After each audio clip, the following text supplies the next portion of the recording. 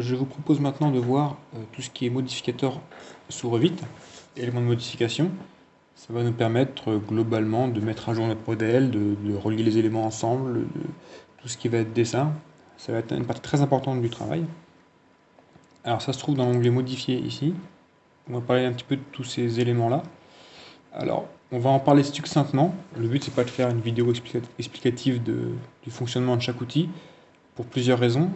Déjà, d'une, ils sont assez similaires avec ceux d'AutoCAD, donc il n'y aura pas de grande surprise.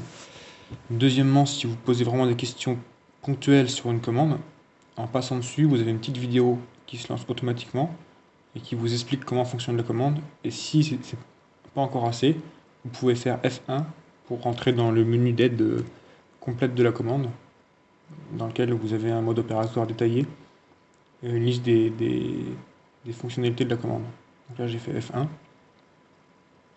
Donc voilà, qui explique comment tout fonctionne, quelles sont les options possibles et tout. L'idée de la vidéo, ça va plutôt être de succinctement faire la liste des différences qu'il peut y avoir entre les outils qu'on trouve sur AutoCAD par exemple et les outils de Revit, pour faire une petite mise à jour. Alors déjà, pour ces modificateurs, ils apparaissent donc dans l'onglet modifier, mais ça sert aussi de menu contextuel. C'est-à-dire si vous êtes sur un autre onglet, que vous sélectionnez un élément, automatiquement vous arrivez dans le menu contextuel modifié, ici où on retrouve tous nos outils. Voilà, donc c'est vraiment la palette qui servira souvent. Concernant les modifications en règle générale, quand vous lancez une modification, il y a deux endroits à regarder. Premièrement, la barre options en vert ici, qui vous propose toutes les options de la commande. Et deuxièmement, ici en bas, la barre qui vous explique quoi faire. C'est un petit peu comme sur AutoCAD, la barre de commande qu'on a en bas. Et donc elle va venir expliquer la prochaine étape. Ça peut vous donner des repères au début quand vous connaissez mal les commandes.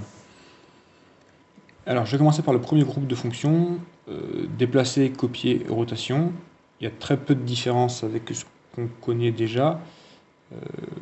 Deux façons de faire les commandes, soit on les sélectionne, ensuite on choisit les objets que l'on veut que l'on veut utiliser. Et quand on fait entrer, ensuite la barre d'options s'ouvre et on peut faire notre commande. J'en profite pour faire un petit mot sur les sélections, parce que je ne l'ai pas encore fait. Il y a plusieurs façons de sélectionner dans Revit.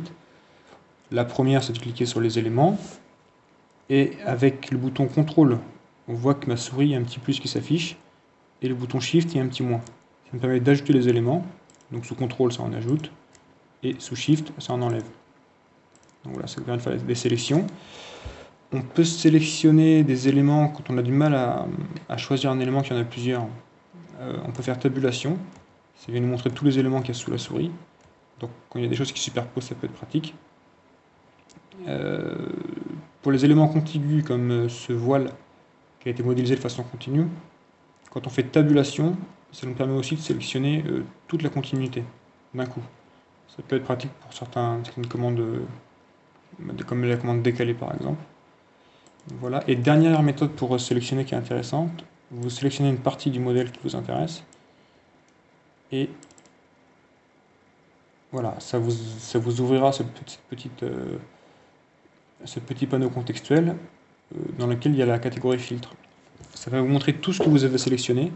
Donc là, 5 appareils sanitaires, 2 fenêtres, 2 menus.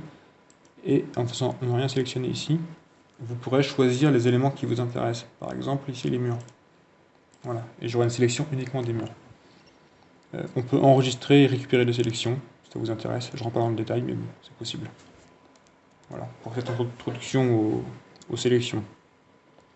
Moi, ce que je préfère faire, donc, c'est pas faire la commande et faire mes sélections. J'aime bien faire l'inverse, curieusement. Donc, je sélectionne mes éléments. Donc là, pour l'exemple, je prends par exemple le lit. Je vais sélectionner déplacement. Et donc là, je vais pouvoir prendre un point d'appui et déplacer mon objet. Particularité de la commande déplacer, on peut la contraindre, ce qui équivaut à faire un F8 sur AutoCAD. Et je pourrais déplacer que horizontalement et verticalement. On a une autre option ici, détacher. Il faut savoir que sur Revit, tous les objets sont contraints entre eux, la plupart du temps. De la même façon, quand on crée un mur, on le crée entre deux couches de niveau et on le contraint. En vue en plan, c'est la même chose, tout est contraint. quand on déplace des éléments, ça va nous mettre des messages d'erreur, de contraintes qu'on pourra soit ignorer, soit prendre en compte. Ça permet d'ignorer tous ces messages, si vous êtes sûr de ce que vous voulez faire. Moi, je trouve ça un petit peu dangereux, je préfère déplacer, et s'il y a des contraintes, il me les indique, et c'est moi qui prends la décision après. Et si vous êtes sûr de ce que vous voulez faire, vous pouvez ignorer toutes les contraintes. Par exemple, si je voulais prendre tous ces éléments-là, faire un déplacement de ça sera un peu kamikaze, parce qu'il y a des contraintes dans tous les sens. Alors que si je viens cocher la commande détacher, je vais juste me ficher un petit message pour me dire, bon, il semblerait qu'il y ait certains éléments qui sont indéplaçables, mais globalement, il ne m'a pas embêté. Si je l'avais fait de façon naturelle, on peut essayer, il m'aurait dit qu'il y avait plein de contraintes non respectées. Encore contraint. Je ne sais pas pourquoi il ne veut pas aller vers le haut. Voilà, donc là il m'a fait toute la liste des contraintes. Moi je préfère autant ça. Ça me permet de savoir exactement ce qui se passe. Et si toutefois je suis d'accord avec ce qui se passe, j'aurais pu faire là, j'ai raté, mais j'aurais pu faire détacher les éléments, ça aurait eu le même effet. Donc voilà, la commande déplacer, la commande copier. Globalement, on a la même possibilité de contrainte et on peut faire multiples. Si je copie, ça va copier de façon unitaire. C'est-à-dire que ça va me faire un élément, ça va me le copier.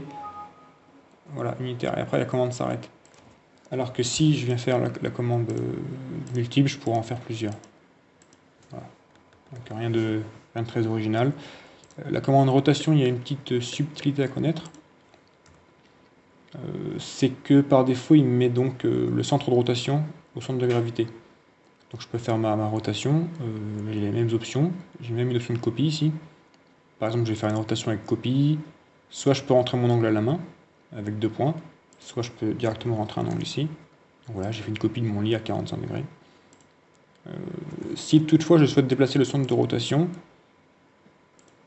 alors soit je peux le déplacer à la main en le glissant déposant comme ça, même à l'extérieur ça fonctionne.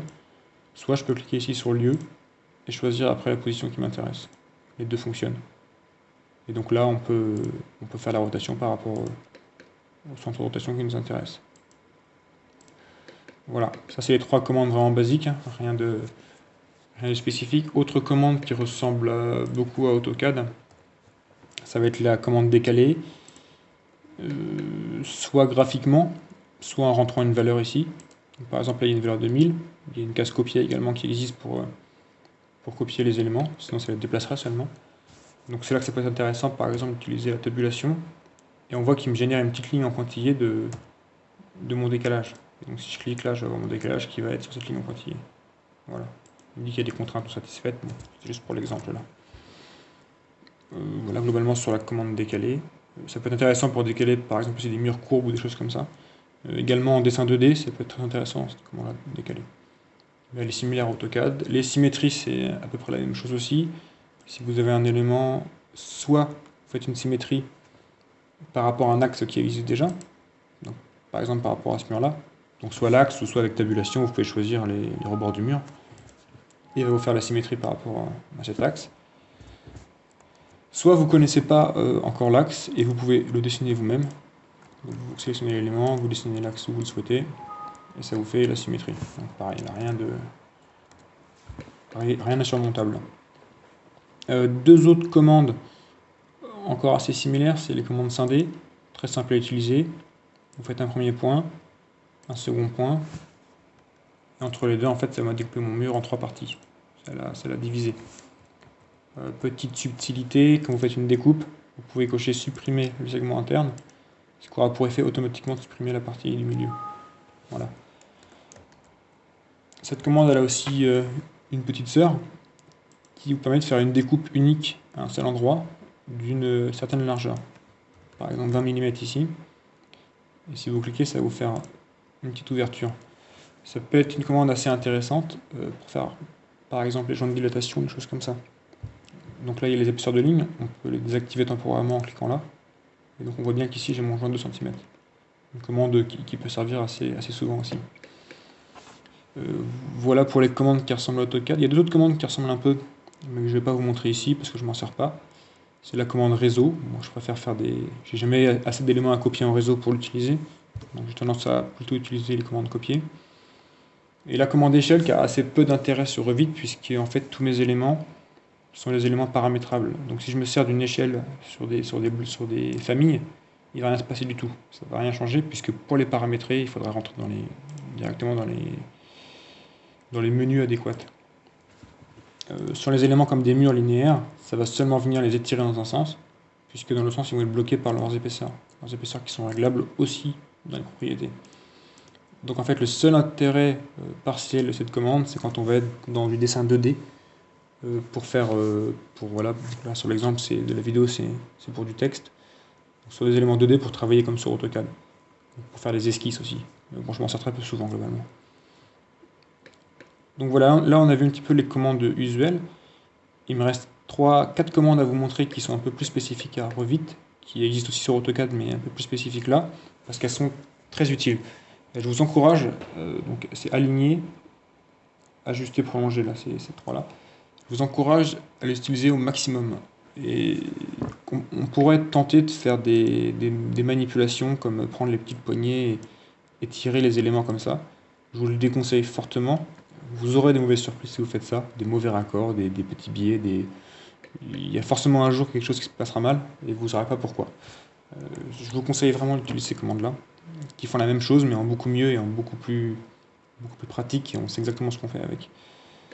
La commande aligner, qui va avoir plusieurs rôles.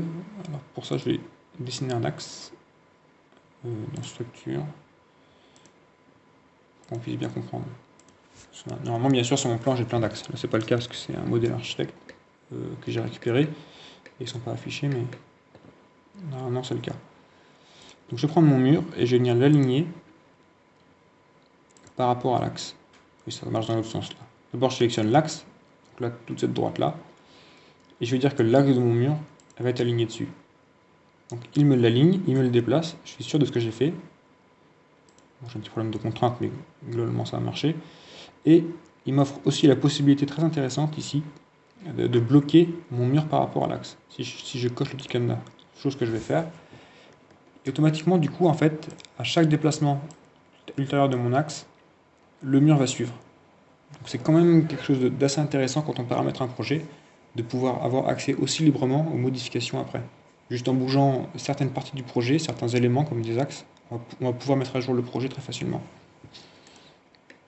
Donc voilà pour la commande aligner, ça vous permet d'aligner toutes sortes de choses comme ça. Par exemple, bon, là, la porte va gêner, mais si je veux aligner ma porte sur mon escalier, je ne vais pas prendre ce mur-là et le déplacer. C'est un peu risqué de faire ça, enfin à mon goût. Je vais sélectionner une droite ici, ou l'aligner. Je vais prendre mon mur, et ça va me l'aligner ici. J'ai toujours la possibilité de le verrouiller par rapport à l'escalier. Ce qui fait qu'à chaque fois que je bougerai mon escalier, ce mur-là bougera avec.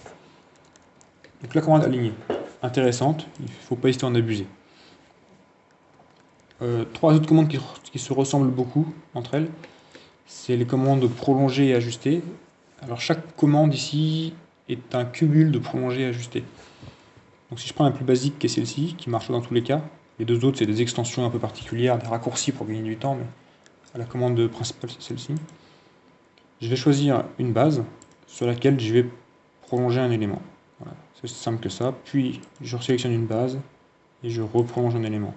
Ça marche aussi avec ajuster, c'est-à-dire que je sélectionne une base et je viens ajuster mon élément.